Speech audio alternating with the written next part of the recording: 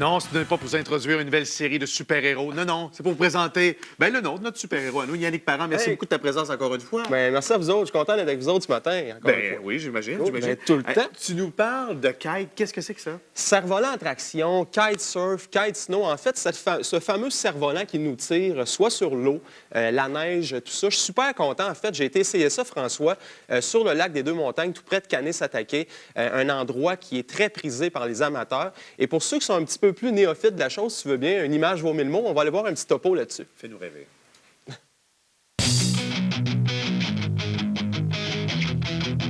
Aujourd'hui, on vient parler kite. Explique-nous donc, c'est quoi le kite?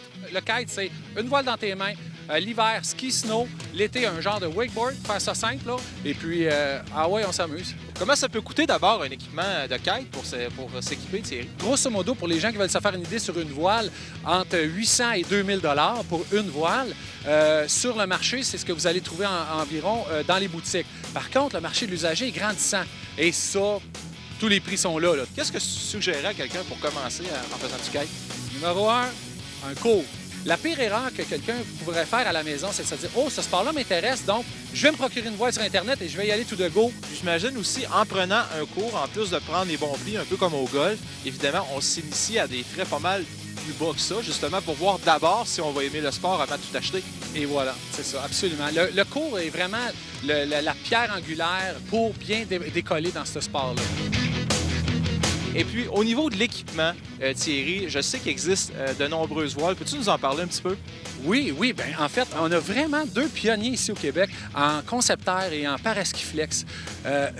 Paraskiflex est un type de voile monopo. On est avec Maui, un adepte de kite. Comment ça va, Maui? Ça va bien, toi? Ça fait combien de temps que tu fais du kite? C'est ma 5e saison. Et puis Concepteur, qui est une voile de type caisson. Je suis avec Jacques Blanchette de la compagnie Concepteur. Jacques, ça fait combien de temps que tu fais du kite? Ça doit faire une douzaine d'années que je fais du kite. Flex, ça a commencé avec Luc Godbout à Valleyfield, qui a repris d'autres concepts de voile pour l'améliorer, la rendre plus facile, adaptée à nos conditions à nous au Québec. Concepteur, oui, ça existe depuis très longtemps. Comme mon copain Max me rappelait, depuis 1976, les gars ont commencé à bricoler des toiles. Moi, je viens du Saguenay aussi. Là, tu es en train de me dire, Jacques, là, que moi, j'avais 2 ans, puis il y avait déjà des gars dans les champs avec des cerfs-volants qui faisaient du kite, c'est ça? Peut-être que t'étais pas né, les gars, ils pensaient déjà. La personne qui veut s'initier au sport de glisse sur la neige, le paraski, c'est l'idéal. Les voiles, je te dirais, c'est technique. Première des choses, c'est de suivre un cours, faire une initiation, comprendre qu'est-ce que c'est cette voile-là, apprendre à piloter. C'est le plus facile, 15, 20, 25 minutes de théorie. Très facile, ensuite on embarque sur nos skis. Un kite à caisson, c'est une voile, c'est comme un petit parapente. Alors, il faut apprendre à le piloter en premier. Cette voile-là peut donner énormément de puissance, donc il faut apprendre à la gérer. Je sais qu'au Québec, il y a présentement plus de 3500 adeptes qui pratiquent ce sport-là. On va peut-être en devenir, je vais peut-être en devenir un aujourd'hui. Est-ce que tu es prêt à me montrer ça, Thierry? Absolument, absolument. On s'en va essayer ça, mon ami.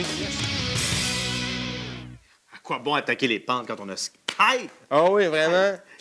Ouais. Et moi, mais il y a 2 événements reliés à ça? Oui, 2 événements. Un, la fin de semaine du 14-15 février prochain, petite sortie en amoureuse, si ça vous tente. À cet endroit-là, sur le lac des Deux-Montagnes, le Weekend Demo Kite Project, et c'est la 4e édition. Les principaux intervenants de la scène dans ce sport-là qui sont là, on peut essayer des produits, on va en démontrer.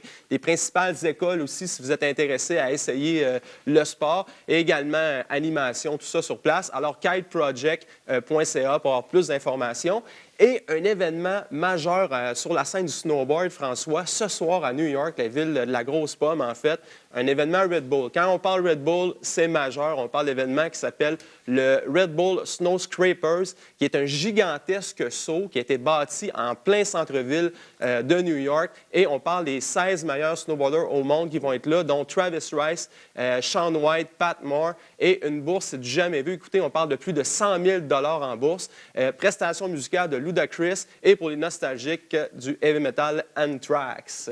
En plein milieu du centre-ville de New York. En plein milieu du centre-ville de New York. Et là, je te ramène au kite rapidement, François. Je te dis, écoute, c'est pas genre... Moi, je pensais arriver là avec mon snow, puis m'enligner avec le cerf-volant, puis partir. Mais ça a l'air simple. Non, mais c'est ça, ça l'est pas. Dans le fond, il faut débuter par manœuvrer ça, ce fameux cerf-volant-là, être capable de le maintenir stable. Et par la suite, on peut y aller vers des skis, une planche, un wakeboard, si on veut. Et la tendance du sport, sport, tranquillement, on s'en va vers... On veut ramener, si on veut, les figures qu'on fait en wakeboard vers le snowboard, faire des obstacles, en fait, avec le cerf-volant. Écoute, il y a du monde qui sont super bons dans ce sport-là. C'est super cool. Mais J'ai merci bien aimé. encore de ces suggestions-là, inusités.